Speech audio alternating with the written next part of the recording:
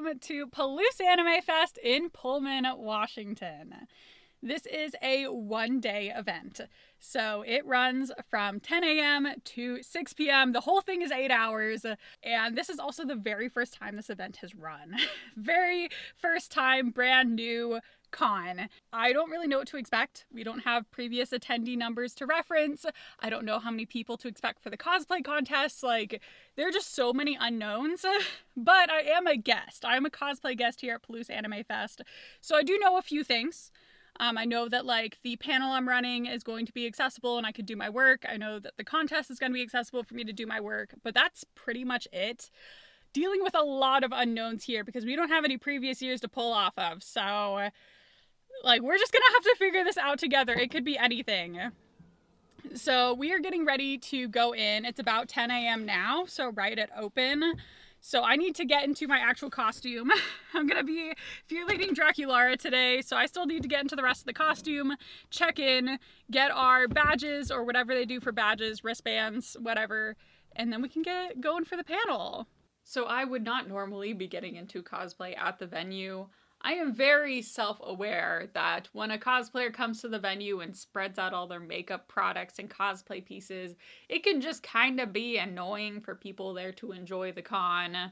But I also had a very long day ahead of me, and if there was any way I could cut down hours spent in the full cosplay, I wanted to do that. Thankfully, they had a volunteer hospitality room they let me use for this, so I wasn't in the way of any of the other attendees. But let's talk about that busy schedule for the day.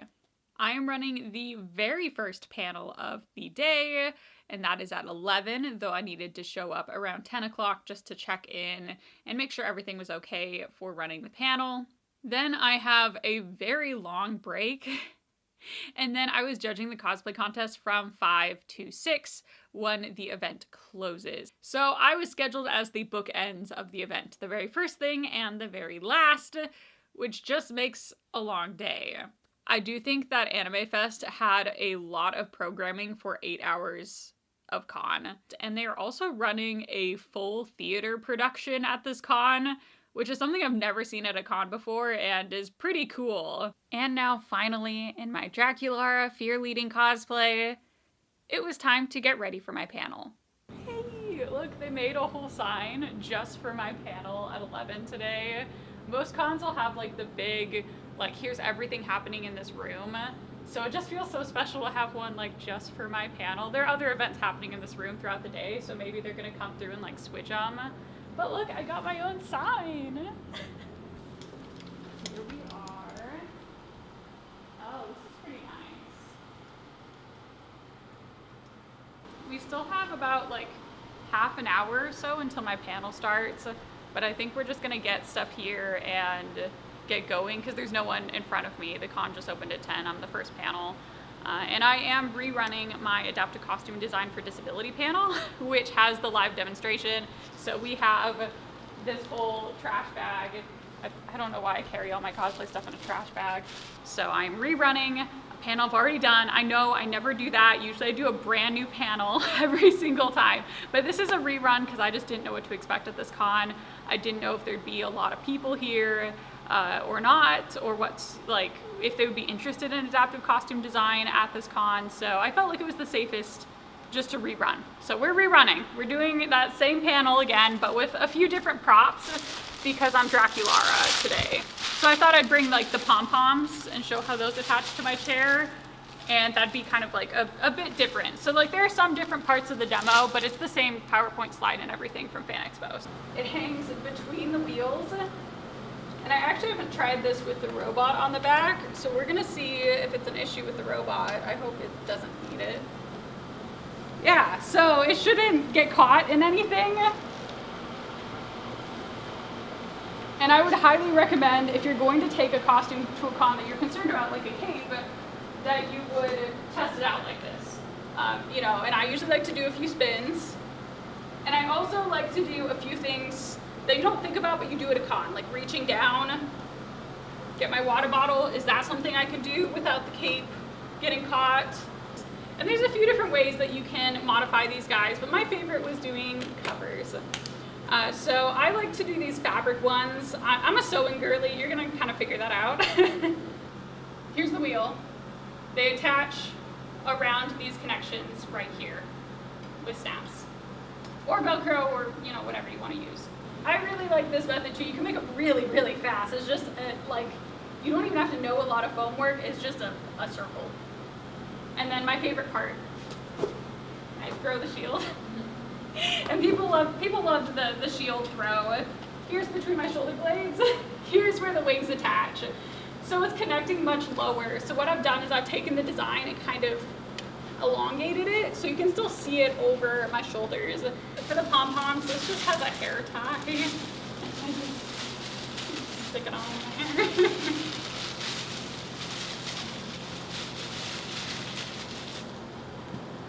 And that is how I carry them around. So the panel went really well. There were people there. There were people at my panel. I'd say like about 7 people, which is way more than I expected. I didn't get a whole lot of feedback on social media about this panel or even me attending this event, so I kind of expected like 0. But we had a really good turnout, especially for 11 a.m. at a one-day con. So that was really amazing. I did speed through my panel at light speed. Just sometimes I get like a little bit excited about adaptive costume design and I go. So I got through the whole panel in like 35 minutes. But that gave me an extra like 10-15 minutes to talk to people who had come to the panel, and then we got everything cleared out well in advance of the next event. So that is also good. We don't need to do anything until 5 o'clock. 5 o'clock is the cosplay contest and there's no prejudging. So I was thinking we'd get pictures because Draculara goes to Monster High and the Gladish, the venue, is the Pullman High School, which has been repurposed. So this used to be a high school once upon a time. I'm hoping we can get some school type looks. So let's talk a little bit about the venue and the layout for this con. The event takes place on the 2nd and 3rd floors of the Gladish in a number of different rooms. So starting on the 2nd floor, which is where the entrance is, you come in the entrance and there's the information desk, there's a long hallway, and there is a panel room down there also, and then there is the artist alley, which is held in the gym. I actually really liked the setup for the artist alley because instead of having rows that you had to like walk down aisles of, they just had all the artists at the perimeter of the room, and it really helped with any crowding. And then at the center of the room, they had some tables and chairs for attendees to just hang out for a little bit. Even when it did get a bit busier in the day, it wasn't difficult to navigate around this room or to get up close and see some of the vendors. So that is the 2nd floor, and then there's an elevator, and that goes up to the 3rd floor. There are also stairs across from the elevator, which I think most people used. I never really had to wait for the elevator because the stairs were right there, and I think most people who could use stairs would prefer that. Anyways, up to the 3rd floor. So this has that panel room that I started the day in. Across from that room is the view room, or basically their main event, main stage, which is hosting the cosplay contest and the play production. And then there's this really long hallway, and at the very, very end of that hallway is the manga library. And that's pretty much the event space. There is also some outdoor space, like between the building and the parking lot, that I used to just be loud and silly. As far as accessibility review goes, I just don't really have much to say. It's like a standard ADA compliant building. Overall, a pretty good setup, and I think they also have a lot more room to grow in this venue. Okay, so we have checked the photo shoot locations, and despite it being the end of June, it's actually a little bit chilly out. And gray. Yeah, and really gray. But the thing is, we tried to take photos inside, and I was going for like senior photo vibes, and instead I got classroom cryptid. There was a very nicely lit place on the stairwell, but clearly I cannot go there in a wheelchair. But the stair landing looked very aesthetic. That would be like my #1 recommendation for photos here. But outside also worked pretty well, even though it's chilly. So we did some photos. now we still have like 3 hours left. I think we're gonna check out the vendors hall. I already spied a few things I kind of want to buy, and we're gonna get some food, and I don't know, be silly. It's lunchtime. I think we're gonna go try out some places. They do have food here. They have nachos, but they do not have really anything else except nachos, and I'm feeling sushi. There is the full-length theater production, which is just such a cool thing to see at a con, and I think like very worth buying your ticket, because your ticket gets you into a whole theater production. But again, if we stay for the theater production, it's too close to the cosplay contest, and we would not be eating lunch until like 6 p.m., 7 p.m. So I feel like this was the right time to sneak out and get food. It's about 1:30 right now. Welcome to the back rooms of Palouse Animefest. No, not really. This is where the manga library was, and apparently they have shut down. But we need a place to just chill and have our bodies exist.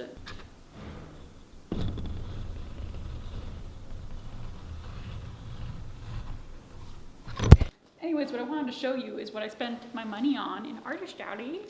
I got your manta ray. This is by Desert Onyx. Is that in focus? Yes. Da, da, da. I got a crochet manta ray. So I'm just gonna... I would like to apologize to half a dozen or more people who have now walked into this room expecting the manga library, because they also weren't aware it closed at 1:30, and they've walked into an empty room with someone dressed as Draculara hugging a manta ray. I guess my husband's here too. Do you want to be? Do you want? You are the manga library. I am the manga library. But that's my robot. Why are you looking at my robot like that? Let him blink. No. Let him blink. Stop. Let him be him. No! So let's talk a little bit about the cosplay contest. They had signups in person when you like came up to that information desk if you'd like to sign up there. I believe there were also some online signups open earlier, but I think most people preferred to sign up day of at the info table. And as far as category goes, they had a youth division. So that's ages 12 or younger. They had a novice division, and this is split up in how much percentage of the costume is made. So novice is 10 to 50% of their costume. Journeyman is they've made 15 to 90% of their costume. And masters is they've made over 90% of their costume. There is no judges award or best in show award. It's just first place for each of those 4 categories. And as I mentioned, there is no prejudging, which I think is fine for a contest of this size. And I do appreciate that they split up the categories by percentage made, because without prejudging, it just really helped to know like if a contestant made a lot of their costume or not, just based on which category they were in. Anyways, with all that info about the cosplay contest out of the way, it's time for me to finally get ready to judge. I'm Colleen.